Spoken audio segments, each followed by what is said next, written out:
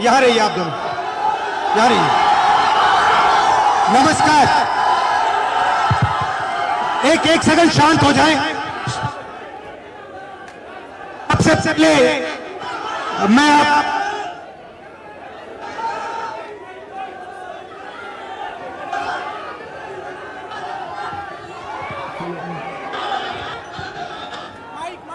We need the mic.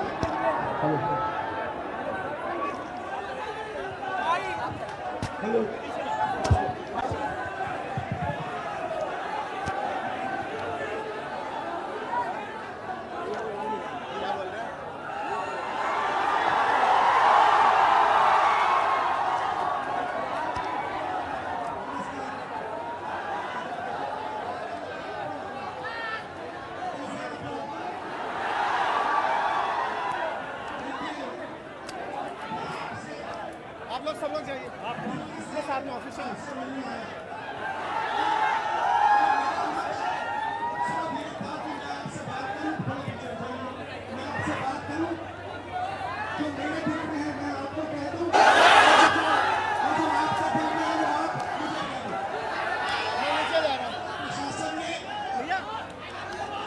पूरी तरह रोकने की कोशिश की और मैं पीछे के रास्ते से आपके यहां आ गया। देखिए,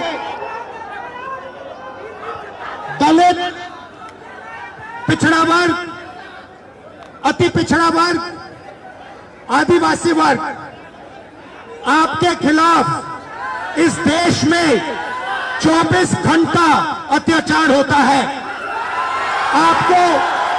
आपको दबाया जाता है, आपको शिक्षा के सिस्टम में रोका जाता है, आपके खिलाफ पेपर लीक किया जाता है और आपके करियर को रोकने के लिए, खत्म करने के लिए किया जाता है।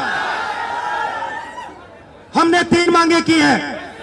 सबसे पहले जाति जनगणना, सही तरीके का जाति जनगणना जो हमने तेलंगाना में किया। दूसरी बात, कानून, हिंदुस्तान का कानून है कि प्राइवेट कॉलेजेस और यूनिवर्सिटीज में आरक्षण होना चाहिए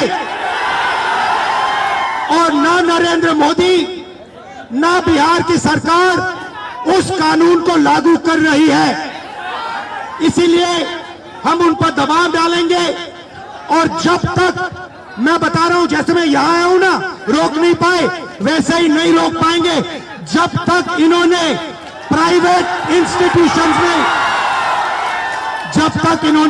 इंस्टीट्यूशंस में रिजर्वेशन नहीं किया, तब तक हम आगे बढ़ते जाएंगे, लड़ते जाएंगे। क्योंकि आप 90% हो, आप अपनी स्ट्रेंथ समझो। आपको भटकाकर, डराकर, दबाकर, आपके ध्यान को इधर उधर करके आपको रोका जाता है। इस देश में आपके लिए कोई जगह नहीं है। 90% के लिए इस देश में कोई रास्ता नहीं है। आप ब्यूरोक्रेसी को देखो, सीनियर ब्यूरोक्रेसी में आपके कितने लोग, 0। आप कॉर्पोरेट इंडिया को देखो, कॉर्पोरेट इंडिया में आपके कितने लोग, 0। आप हाई कोर्ट्स देखो, आपके कितने लोग, 0।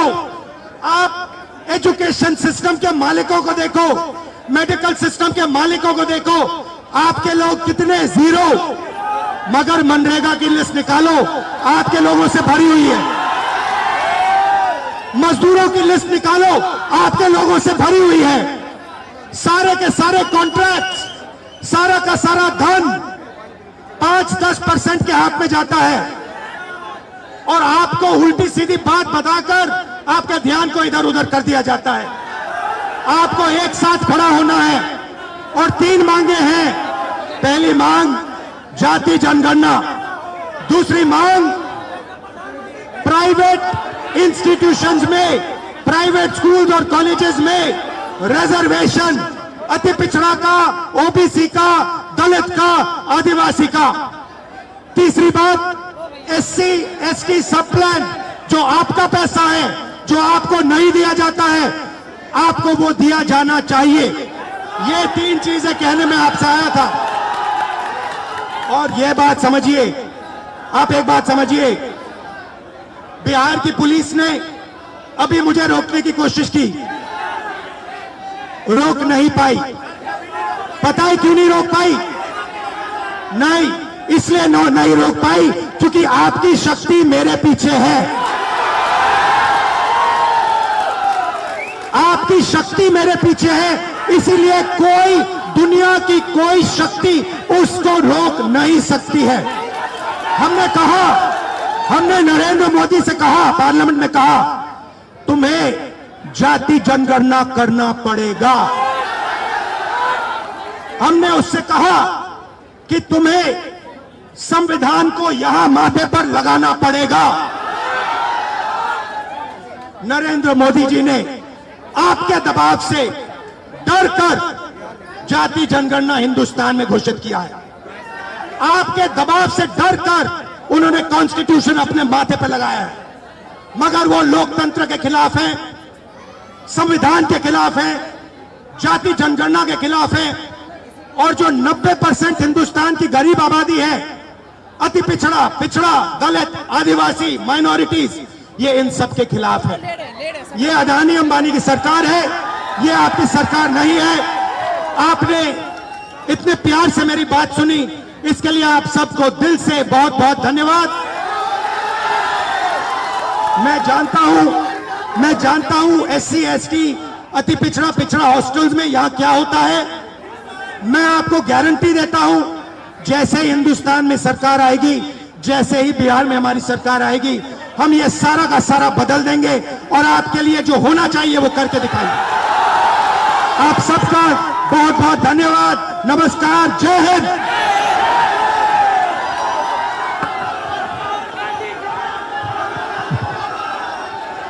जय भीम, जय भीम, जय भीम।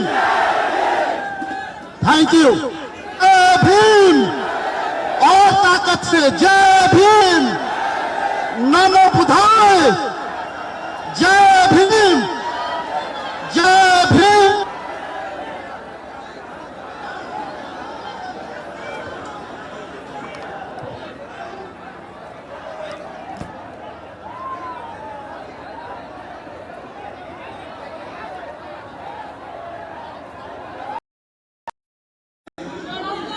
यहाँ पे आपके हॉस्टल में क्या हालत है, थोड़ा बताइए मुझे।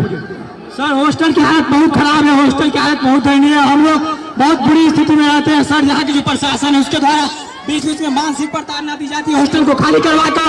सर आपसे बहुत उम्मीद है, आपसे उम्मीद इसलिए है कि आप नेता प्रतिपक्ष है और आप हमारे देश के अगले यशस्वी प्रधानमंत्री है सर, तो आपसे बहुत उम्मीद है सर। आपके साइड से, आप सबके साइड से लोकसभा में मैं कौन सा मुद्दा उठाऊं? सर लोकसभा में सर जो दलित के साथ भेदभाव होता है और शिक्षा का सर जो बजट है दिन पर दिन घटता जा रहा है, और कल्याण विभाग की जो सर बजट है वो घटती जा रही है।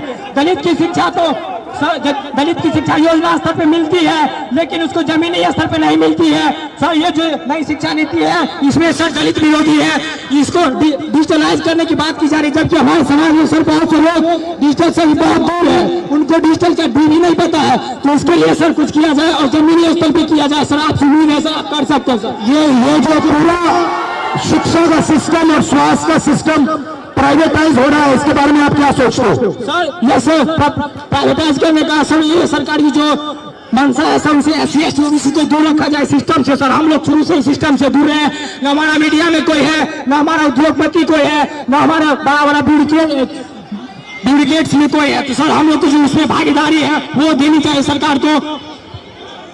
मीडिया के बारे में बताइए थोड़ा।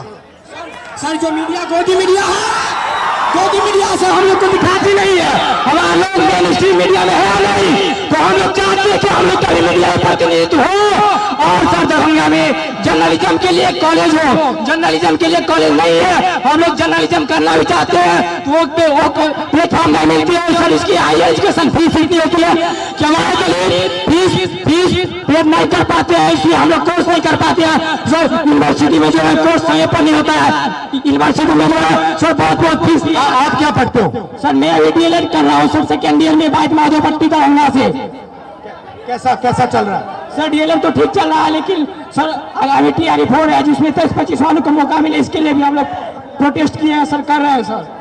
और माता पिता क्या करते हैं, भाई बहन कितने हैं? सर मेरे माता पिता सर, मम्मी तो गृहिणी है, पापा एक मामूली ड्राइवर है सर।